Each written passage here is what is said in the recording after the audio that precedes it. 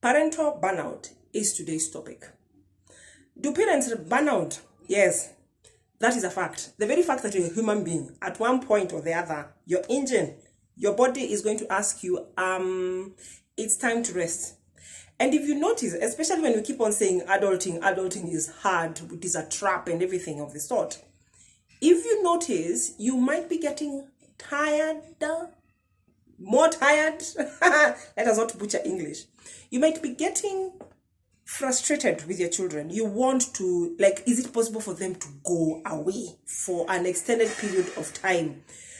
And that's why even when with the upcoming holidays, you're like, okay, so what will I do with my children for the next? Is there a place I can send them? Yes, there's an economic and time factor and the rest, but I'm looking at the psychological aspect of it.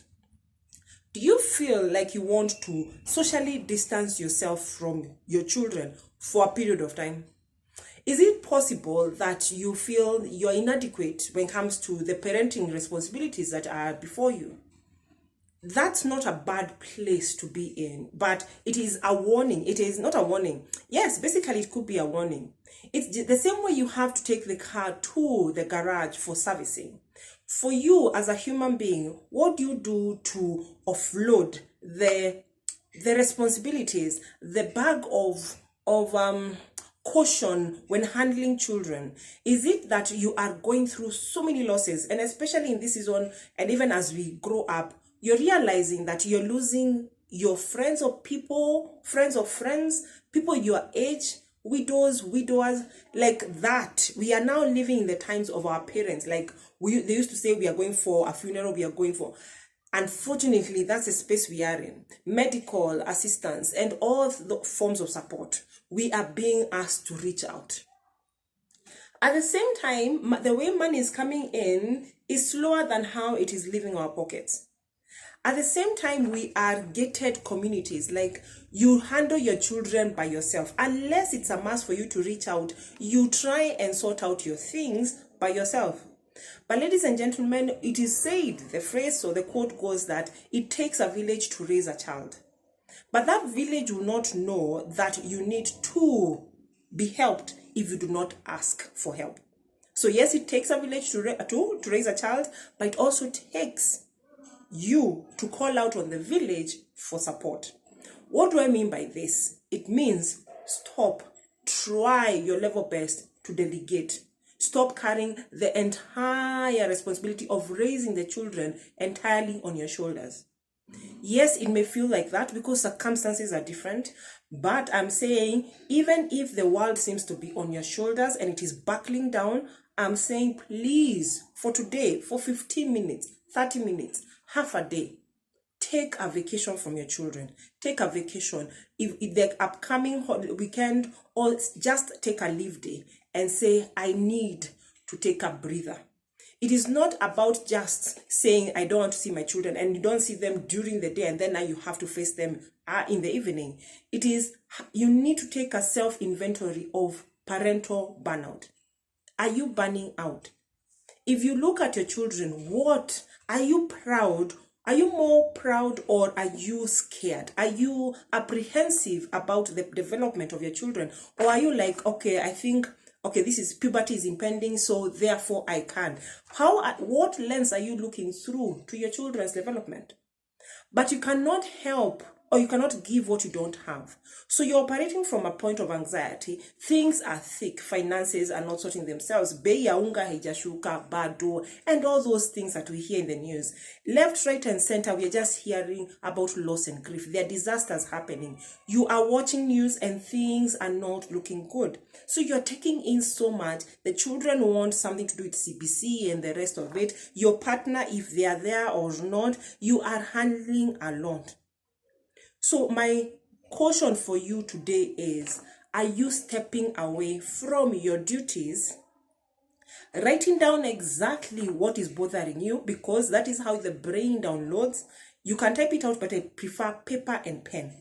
Take a paper, take a pen, and write down what is pissing you off, what is making you anxious, what is delighting you, but most of the time, what is just giving you the shivers down your spine. Today's video, today's resource is stop and breathe and recalibrate. Because the way things are going, it could be the children are reacting to you because of the vibes you are giving them. Unfortunately, and I keep telling you this because that's a reality, when you're coming home, you may want to rest, but for the children, they are like, where our play? It's time for fun. It's time for me to tell you everything I have held back the entire day in school, like teacher, everything. So you clash. So you have to intentionally set boundaries and tell the children it is.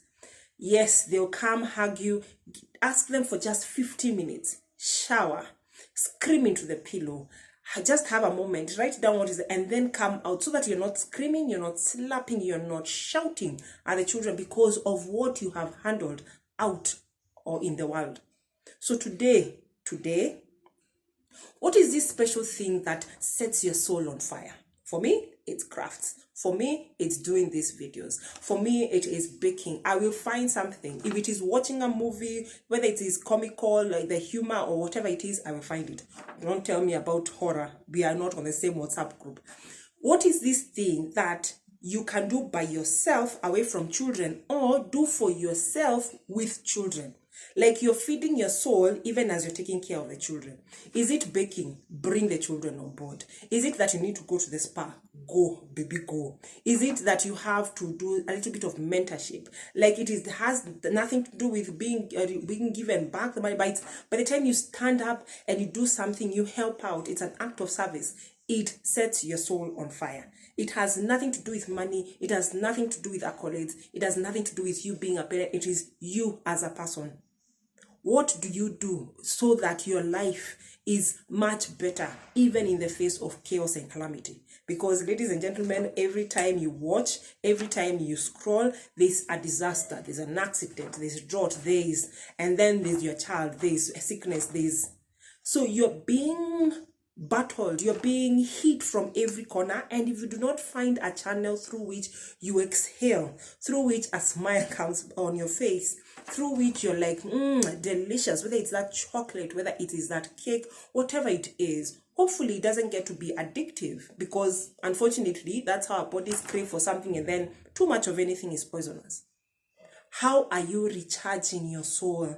Because in the day and age that we are in, if you are not setting yourself ablaze, and not in a harmful way, like you're not, you need to become your own cheerleader, even as the world hopefully gets on the same team with you and gives you a cheer. But you have to be in your own corner, and in your own corner means having that delightful cup of tea, having that delightful cup of traditional porridge from where I come from. It is find your space. So this is self-care. It is by the time you're showering from top to bottom, if is it dressing up and just having a photo shoot, like do something that makes you come alive. Because if you don't, the world is not about to show you the way. It is going to show you everything that is going wrong. So today, recharge and reset and see how that energy now ripples into how you handle your children and the loved ones around you. Okay? So consider subscribing to my channel. Thank you for the support, and I'll see you in the next one. Bye-bye.